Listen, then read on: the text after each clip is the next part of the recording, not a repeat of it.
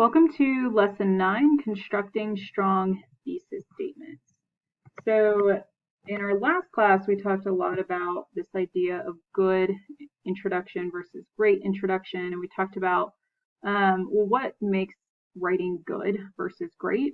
Good has the essentials. It's done really quickly. It reflects that competent knowledge of the task, and it gets the job done. So here is a quick analogy, but like chocolate ice cream. Chocolate ice cream is good. In that like standard cone is good. I would be happy with the chocolate ice cream. But if we want great, we're thinking more about like how do we enrich this piece of writing? It's going to take a little bit more time. It's going to reflect more sophistication. It's going to go beyond the basics. So instead of that standard, I don't even know what kind of cone you call this, but instead of that standard cone, we have this waffle cone. And instead of our chocolate, we have mousse tracks. And so I like to think of the difference to kind of help us think about like, okay, yes, good is fine. It is adequate and we can produce that. But how do we get to that great piece of writing that's going to earn that sophistication point? So last class, we spelled out kind of the components of a good introduction versus a great introduction. We talked about how a good introduction includes at least 4 of the components of the rhetorical situation. It includes a thesis. It's approximately 2 to 3 sentences. Most students on the rhetorical analysis essay exam will write a good introduction because they're limited on time. But just because we're limited on time doesn't mean we shouldn't be focusing on turning that good into great. And so instead of just including those 4 components of the rhetorical situation, maybe we can include at least 5 elements of the rhetorical situation. Or maybe we can go more in depth and just talk a little bit more about what is revealed about the writer's beliefs, values, and needs, or what is revealed about how the writer is appealing to that audience. So we might include a little bit more in a really great introduction. It's going to include a thesis. It's going to be a little longer than a good introduction. It might be approximately 3 to 5 sentences, and it's probably going to do at least one of the following. Reference the broader context of the piece. So for example, in the Madeleine Albright piece, we talked a lot about referencing women's rights, women not being able to vote in the past, and yet while we can now, there's still a lot of room to grow, to break that glass ceiling. It's going to incorporate some elements of style. And so it might have particularly vivid language that builds toward a specific style. It might include a scenario to just show us instead of like telling the reader something. And it might include a particularly striking statement that leaves the reader saying, wow, like I really want to read this further, or wow, I haven't thought of it that way. And so today we're talking more about that good versus great intro, but we're focusing primarily on the thesis statement.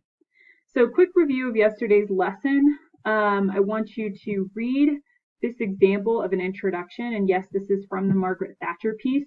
So you yourself might even notice some of the similarities or the differences between this introduction and your own that you did write.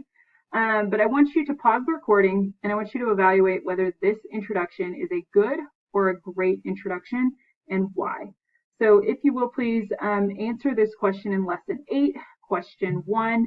And when you are finished, I would like for you to respond to at least one peer. And when you're responding to that peer, you can simply say like, I agree, and explain why. List like, you might even list like a reason as to why, like one of the checkpoints that we talked about earlier in this, or you might kind of talk about specific details from the actual introduction that you think make it great or good. All right, if you are back here, you should have paused the recording. You should have read this student sample, and you should have posted into Google Classroom lesson 8, question 1, whether you thought it was good or great and why, and then responded to a peer. I'm going to read this to you, and then I'm going to talk through whether it is good or great. And so no matter what you put in that Google Classroom, I think it's important to kind of see what this person has included in their introduction for practice. To lose a figure who once acted as a uniting and reassuring voice to a divided and anxious group is never easy. To lose a figure as loved and prominent as Ronald Reagan is even more difficult. The former Prime Minister of Great Britain and close friend of Reagan, Margaret Thatcher, was as devastated by Reagan's death as the rest of the world. Thatcher, however, rose up through this hardship to deliver a rallying yet somber eulogy to the American public. Embedded within this piece is a message of hope, which Thatcher is able to convey through strong appeal to pathos, a first-person point of view, and rallying buzzwords. So what I want to point out about this is it is indeed a great introduction, and I'm going to explain a little bit more why. But the first thing that the student includes is they include some sentences of broader context. And you'll notice that they're focusing on the topic of loss, like to lose a figure and what that feels like to lose a loved one. And then they transition to the actual loss of Reagan because of his death. You'll also see some elements of style, the repetition of to lose here and how they're starting those sentences leading into the death of Reagan. You'll also kind of notice that they include elements of the rhetorical situation. They don't just say that Margaret Thatcher is the Prime Minister of Great Britain. They also illuminate that Margaret Thatcher is a close friend of Reagan's, which we get from her eulogy. And they highlight just her message and her purpose. And so that's important to note. For the thesis, the student does mention the choices that the writer is making. So we see the thesis in that last sentence when they say Thatcher, however, rose up through this hardship to deliver a rallying yet somber eulogy to the American public. Embedded within this piece is a message of hope, which Thatcher is able to convey through a strong appeal to pathos, a first-person point of view, and rallying buzzwords. So we already kind of know what Thatcher's message was and how she crafted that message. So now that we've seen an example of a great introduction, I want you to copy and paste your introduction from lesson 7 into today's class packet. And you'll notice there's a specified area for you to copy and paste that into. I want you to reread your introduction, revisit elements of a good and great introduction. So you might want to look at your notes from yesterday as well. And then I want you to determine whether your introduction is good or great and explain why. You might, in your explanation, decide to explain what you would improve now that you've seen kind of a model of a great example. But you also might just want to focus on what makes it good or what makes it great. And for today's lesson, we are taking a step back. So yesterday, yes, you included a thesis in your rhetorical analysis introduction paragraph. And today we're really going to be honing in on how to best revise that thesis, like what's the difference between a good and a great thesis. And so today we're going to take a closer look at that. When crafting a thesis for the rhetorical analysis essay, we need to remember that a thesis is the main overarching claim a writer is seeking to defend or prove by using reasoning supported by evidence. A thesis is super important, and you've heard this from every English teacher since you've been in school. A writer's thesis is not necessarily a single sentence or an explicit statement, and it may require a thorough reading of the text to identify but when a thesis is directly expressed, it is called a thesis statement. For today's class and for the rhetorical analysis essay, you must have a thesis statement. And I'm pushing that because, yes, it's the thesis statement is evaluated in the rubric, and it just helps us to organize our essay in a way that is effective for us so that we're not wasting time kind of like just word vomiting what our thoughts are. Instead, we have a focused idea of what we're trying to defend or prove in our essay.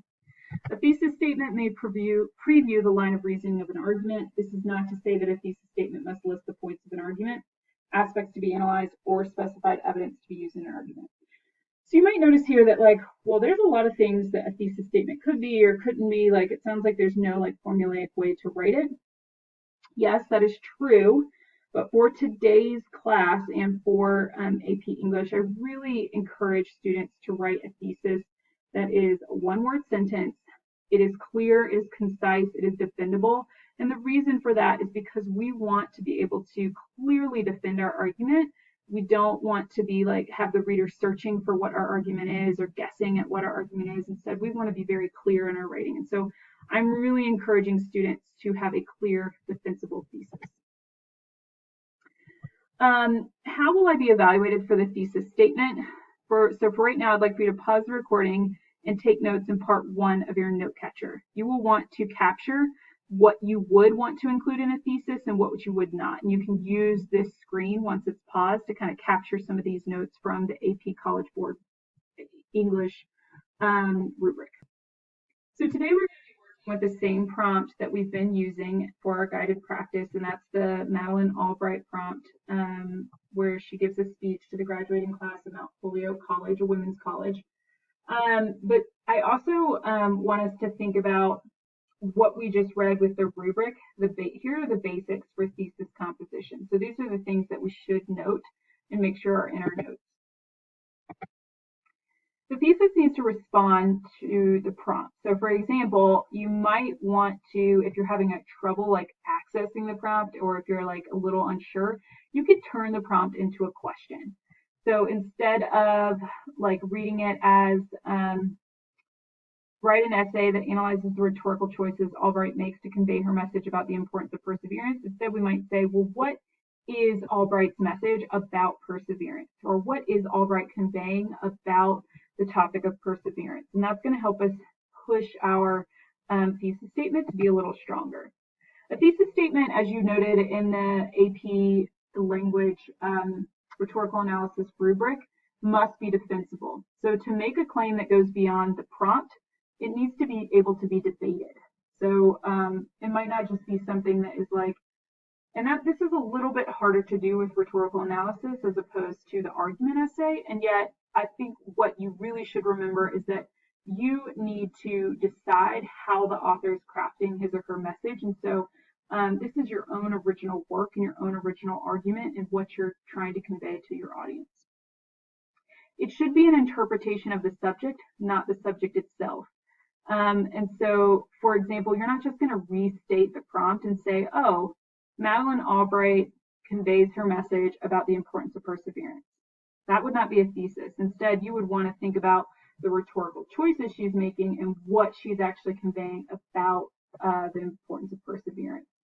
And then 3, identify the purpose and message in the prompt and explore.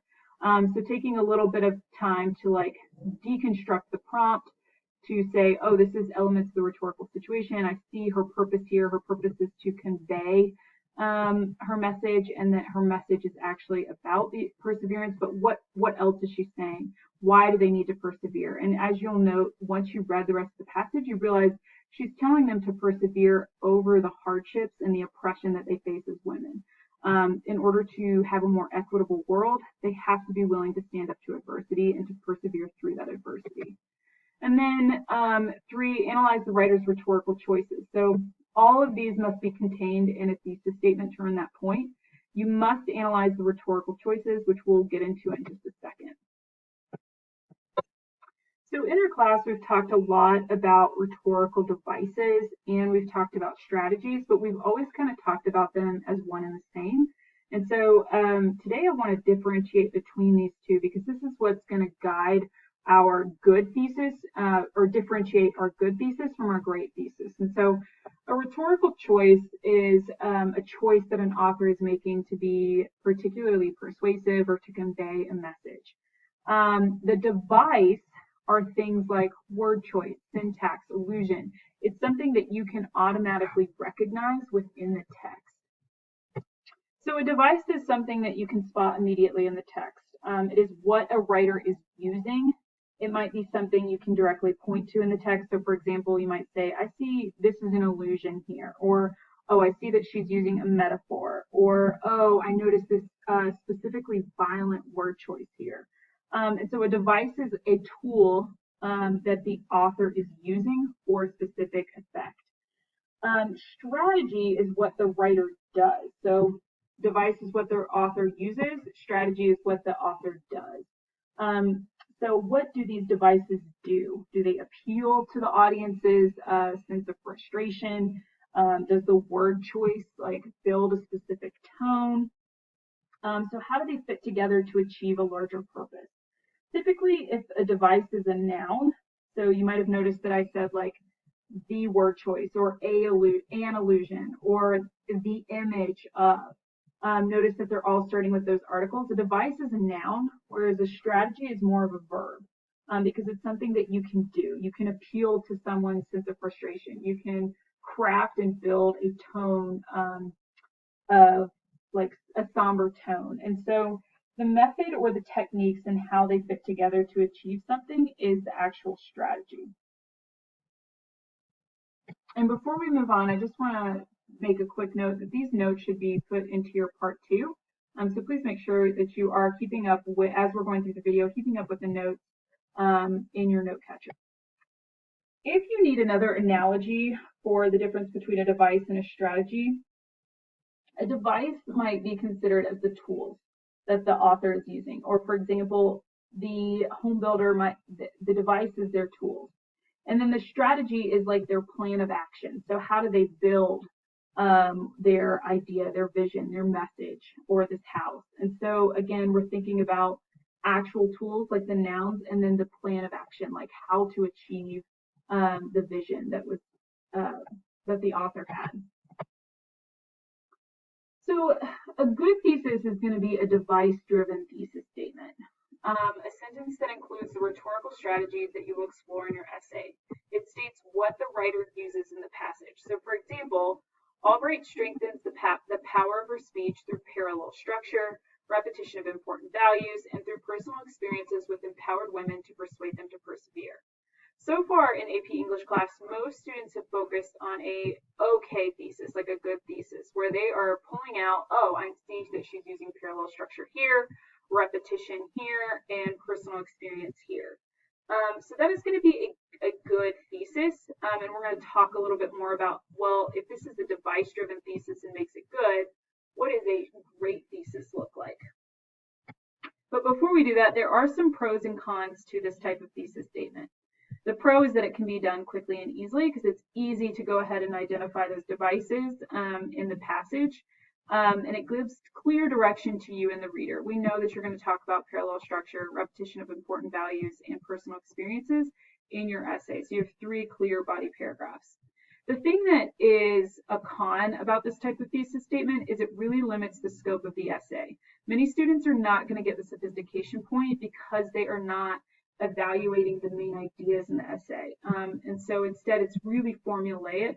And so that might lose you some points in the evidence and commentary piece and in the sophistication row of the rubric. It tends to be about the device and not so much about the rhetoric, which means it doesn't focus on the rhetorical situation and how all the elements are working together, which would be the rhetoric piece of this, but it just focuses on the device, and so it falls a little flat.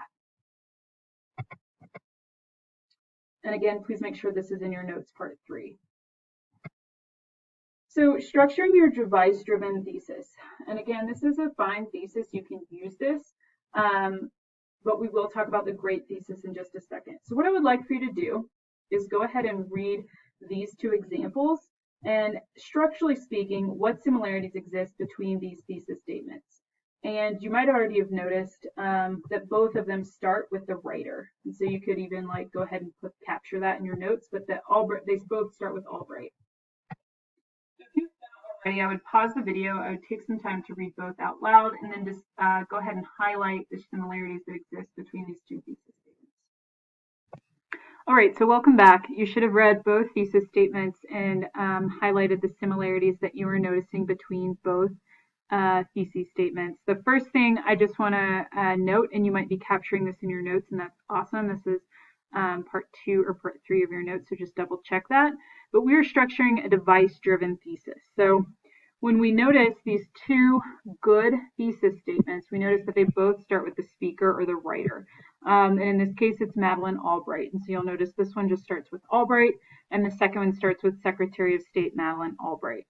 They then transition from there to using a strong action verb. And so Albright strengthens the power of her speech in the first one. And then in the second one, you notice they're using the word connects. So Secretary of State Madeleine Albright connects with her audience. Then they use kind of a transition word. And in this case, both of them are using the same transition word. They're both using through. So the first one says through, parallel structure, repetition of important values, and through personal experience with empowered women.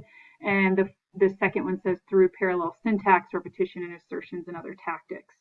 From that transition word through, they're both listing the devices, which is what we see highlighted in purple here. And they're just listing those devices in their thesis statement. And that's what makes this a device-driven thesis. From there, we see them highlight the purpose. So Madeleine Albright is using parallel structure, repetition, etc., to persuade her audience And so notice to persuade is her purpose in the first one. And then in the second one, the student has highlighted her purpose to be to convince. So she's using that parallel syntax, repetition, and assertions to convince her audience. And so again, purpose is kind of similar to that strong verb. You want to find out, like, what is she doing? Is she trying to inspire? Is she trying to persuade them, etc.? And then they end with the message. And so the first one you'll notice just says to persevere. And then the second one has a stronger message that they have an opportunity to change the world and break through the glass ceilings around them. Both are good thesis statements. I will say that the second thesis statement has a stronger message, just because they took more time to not just think about, okay, she's trying to persuade them to persevere, but persevere over what?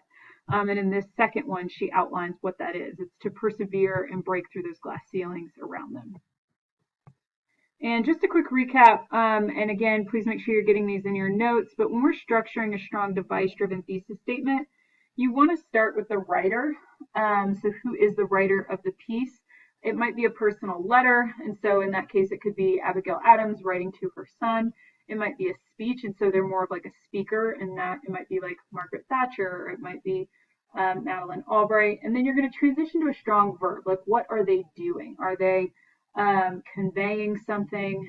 Are they kind of calling someone to action? And so then you need that transition word through, and then the devices, the purpose, and the message. And if you do this, you're going to get that good thesis that you are aiming for. We're now going to talk about idea-driven thesis statements. An idea-driven thesis statement is considered to be a great thesis. Obviously, the execution needs to be there in order for it to be great, but when you do execute a really well done idea-driven thesis statement, it is considered more nuanced than the device-driven thesis statement. So it's a sentence that states what the writer does in the passage as opposed to what the writer is using in the passage. So here's a quick example. You'll see it in orange. By inspiring the graduates to live courageously and then urging them to challenge adversity, Albright motivates the young women to break the glass ceiling and achieve equality. The pros and cons here are, it is good if you are making multiple claims.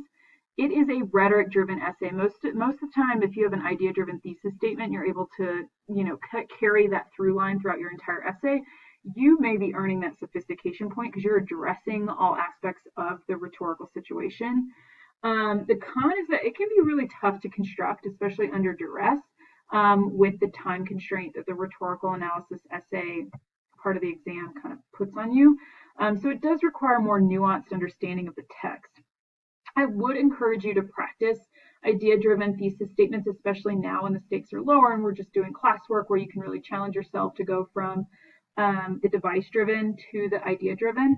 But yes, it does take a little bit more practice to kind of get the hang of. So when we're structuring an idea-driven thesis statement, there's a couple of ways that we can approach it, and I'm going to go over those now. So what I would like for you to do is read the 3 thesis statements that I have up on the screen. So you'll want to pause this, and then structurally speaking, what similarities exist between these thesis statements? Before you even pause, I'm sure many of you are already picking out a similarity. They all start with the word by, and so that can be the first thing that you pick out. So when we're structuring that idea-driven thesis statement, we might have noticed that these 3 examples have a lot of similarities. They're organized pretty similarly. They all start with the word by, so they're using that transition word. And then they start with the actual strategy that the writer is using. So by inspiring the graduates or by urging them to challenge adversity, this is what the writer is doing. It's not what the writer is using.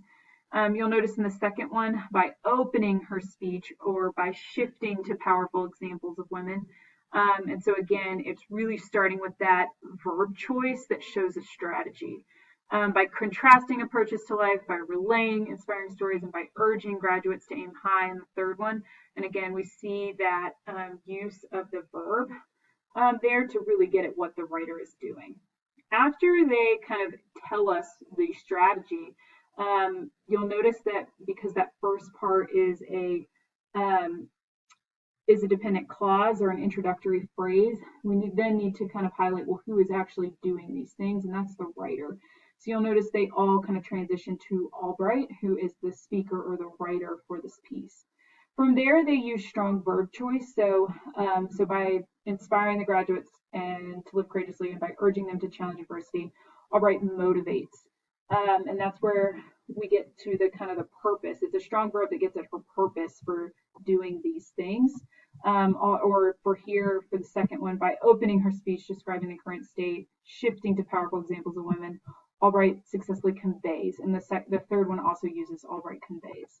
And then the last part is highlighted in red, is each one of them highlights a message that the author is communicating in the piece. And notice it's not just, oh, they should persevere. It's a little bit more than that. It's that Albright motivates young women to break the glass ceiling and achieve equality. Or Albright conveys they must continue to fight for rights in the face of opposition and they will succeed. Or in the third one, Albright conveys that the noble path in life is one of challenges so that they will persevere and strive to change the world. Again, all of these messages are basically the same thing, they're just worded differently. And so when you are constructing that great thesis statement that is reliant on ideas and like idea driven instead of device driven, you'll notice that this is kind of how we are setting it up, starting with the word by, transitioning to the strategy the writer's using, naming the writer, using that strong verb choice in the message. But it doesn't have to be like that. So for example, if you see in number 1, by contrasting approaches to life, relaying inspiring stories, and urging graduates to aim high, Albright conveys her audience that the noble path in life is one of challenges, so they will persevere and strive to change the world. Notice the student used this structure by strategies, writer, strong verb choice, and message, but then you could reorganize it and keep those same components and it's still a great thesis. So here's an example of it being reorganized. Starting with the writer instead, Albright contrasts approaches to life, relays inspiring stories, and urges graduates to aim high in order to convey to her audience that the noble path in life is one of challenges, so that they will persevere and strive to change the world. Same thing, it is just organized a little differently, and so it's kind of up to you if you want more of that fluidity and flexibility with your writing to kind of practice and play around with it. An idea-driven thesis, as we just saw, can be organized in different ways, but they all have the same components. They do involve the strategies that the writer is doing to convey a certain message. And you'll notice they often use really strong transitions such as by, in order to, and other strong verbs to communicate this thesis statement. So here are some quick takeaways again from our lesson today, and hopefully you were able to kind of pause the video as you needed and take notes. I will be taking a look at those notes for grade, so please just make sure that you are really taking time to listen to each video so that you are gaining the content that you need to practice in the independent practice or the mastery check. For the device-driven essay, again, you'll notice that each body paragraph is going to be guided by those devices. Albright strengthens the power of her speech through parallel structure, repetition, or important values. These are things we can look in the passage for and say, oh, I know that's parallel structure. I see she's repeating this word and she's highlighting her values. And so each of those might become a body paragraph. Now, the drawback to the device-driven essay is that it can be an adequate essay. However, it is harder to go in depth when you aren't addressing the ideas that the author is portraying because you're just focusing on these one little things that the author is doing, as opposed to addressing the full rhetorical situation. So the idea-driven essay will look something like this. By inspiring the graduates to live courageously and then urging them to challenge adversity, and notice this is what she's doing. These are the ideas she's promoting. Albright motivates the young women to break the glass ceiling and achieve equality. So your first body paragraph would be about inspiring them to live courageously. And then you might consider within that paragraph going more in depth about, well, how does she do that? And maybe she uses really hopeful diction. Or maybe you notice she's calling them to action in the opening and the closing of the essay. So you're addressing not just this one little bitty piece in a paragraph, but the whole essay, like she is actually calling them to do something. And then that's in the opening and in her closing. And then body paragraph 2 is going to touch on the idea that she's urging them to challenge adversity. And you might consider, well, how does she do that? And she's using examples of powerful women that she's met in her life that have faced adversity. And she's repeating the word persevere throughout the entire essay. So this would be included in that body paragraph. And then your conclusion. Regardless of which one you do choose to do, it is important that you're taking time to think about why the author is using the device or how the author is communicating the idea so that you can really show strong, sophisticated writing. So a good thesis includes at least 2 specific devices the writer uses. It includes the name of the writer, a strong verb, and it's going to include the purpose and the message. A great thesis is going to include at least 2 strategies the writer does. So the difference being strategy as opposed to device. And this thesis is going to have strong verbs. It's going to maybe get at like how it appeals to the audience. It might identify certain shifts in main idea or subject throughout the whole speech, and really the methods the writer is using. So as opposed to, oh, writer uses parallel structure, you might say, well, the writer appeals to the audience's sense of patriotism by repeating the symbol of the flag. And that's just a quick example off the top of my head, but notice that we really are focusing on the method that the writer is using, and then the name of the writer in the message. So today you should have taken notes throughout this, and I know this was a longer video, but today the thing that you're submitting is you're going to copy and paste your thesis statement from lesson 8. You already wrote a thesis statement because you had an introduction. You're going to consider whether your thesis statement is good, consider how you might make your thesis statement great, and you're going to revise your thesis statement. If you were someone that already feels like your thesis statement is great, maybe you're just rewording it and kind of strengthening some of the word choice. But this will be graded using the thesis statement rubric. So just note that you'll either kind of get that point or you won't. And so please put some effort into that revision. And so I do want to see the original and the revised on your class packet before you submit it. As always, if you have any questions, please reach out and don't hesitate to ask those questions.